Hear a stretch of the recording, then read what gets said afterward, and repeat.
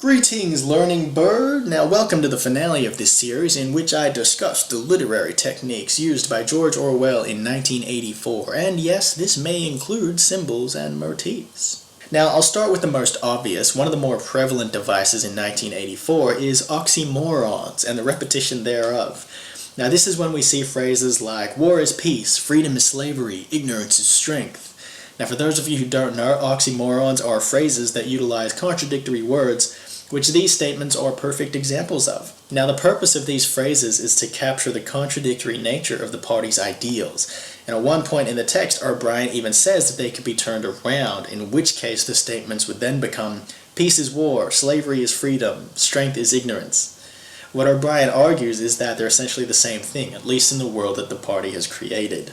Now it's a similar thing with the different ministries, which Winston captures perfectly when he says, the Ministry of Peace concerns itself with war, the Ministry of Truth with lies, the Ministry of Love with torture, and the Ministry of Plenty with starvation.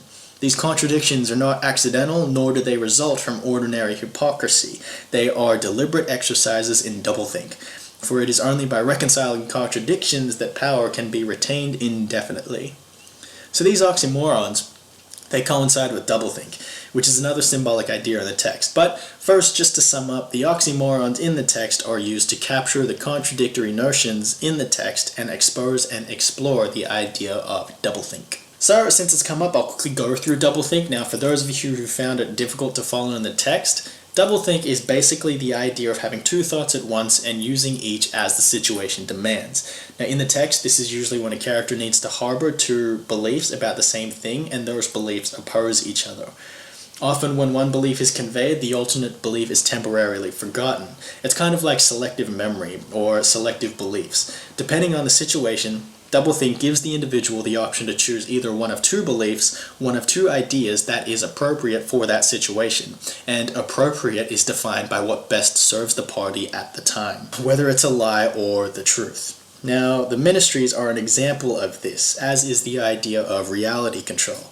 Now, the whole thing about who Oceania is at war with, East Asia or Eurasia, that's probably the best example in the text. Because depending on what the party wants, the party members need to exercise doublethink. They need to believe that they're either at war with Eurasia or East Asia, and when doing so, forget that the other possibility even exists. Doublethink means being able to do that seamlessly. I hope that made sense and cleared it up for those of you who were unsure. Another literary device that Orwell uses is diary writing by Winston. Now, by incorporating diary writing, Orwell is able to shift between the first person and the third person, and in doing so provide two perspectives on Winston. We can get into his head, and then we can watch him from the outside with the omniscient narrator. Going a step further than this is when Winston is writing about a woman who caused a commotion during the viewing of a film. Now, in his diary, Winston writes, then there was a wonderful shot of a child's arm going up, up, up, right up into the air. A helicopter with a camera in its nose must have followed it up, and there was a lot of applause from the party seats, but a woman down in the prowl part of the house suddenly started kicking up a fuss and shouting, they didn't ought to have showed it, not in front of the kids, they didn't, it ain't right, not in front of the kids, it ain't, until the police turned her out. I don't suppose anything happened to her, nobody cares what the prowl say, typical prowl reaction, they never, blah blah blah. But you can see that Winston's thoughts become quite cluttered. Punctuation becomes scarce, and one thought feeds into another, and another, and another. The technique can go by a few different names. I've always known it as stream of consciousness writing, which is something actually a lot of writers do. They just write without limit, without stopping, they get into a kind of frenzy. It captures that uninhibited human psyche, and Orwell uses this to give us an unrestrained view of Winston. I call it stream of consciousness writing, but Winston calls it a stream of rubbish. But in any case, that's a technique that allows us to get into Winston's head and perceive his panic associated with the thought police, as well as his compulsion to write subversively about them. Moving on, the next big thing is symbolism, which we all know there's a ton of in 1984.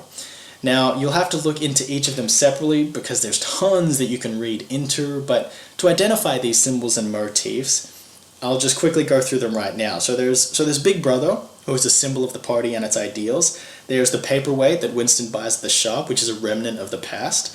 There's the telescreens, which are a symbol for propaganda and the party's omniscience. There's Winston's dreams of his family, which represent pre-party days. before all the oppression. There's the phrase, the place where there is no darkness, which implies the prison in the Ministry of Love, and it represents Winston's doomed fate because he always knows that he's going to end up there. We have the singing lady that Winston hears with Julia in the rented room, who represents freedom and Winston's temporary hope for the future. We have Winston's varicose ulcer, which can actually be interpreted in a few different ways. I read online some speculation about it reflecting Winston's sexual repression, because apparently he scratches her quite often, but then he stops doing it when he starts having sex with Julia, and then when she's taken away and they're separated, he starts doing it again. That's up to interpretation. I personally thought his scratching of the ulcer paralleled his subversive thoughts of the party, because having both, is bad for him, and despite knowing it, he does it anyway. So he knows that scratching the ulcer is bad, but he does it anyway, more and more throughout the text. Just like he has subversive thoughts against the party, even though he knows it's bad, they keep building and building, and he does it more and more. It becomes compulsive. So I interpreted the relationship to be there. They were parallels. But like all things literature, interpretation is up to you. Don't let anyone tell you that your interpretation is wrong, unless, of course, your interpretation isn't grounded somewhere. Now, there's still a few other symbols, like the victory gin, the cigarettes that Winston smokes and somehow always manages to fumble the tobacco out of. There's also Julia's anti-sex waist slash.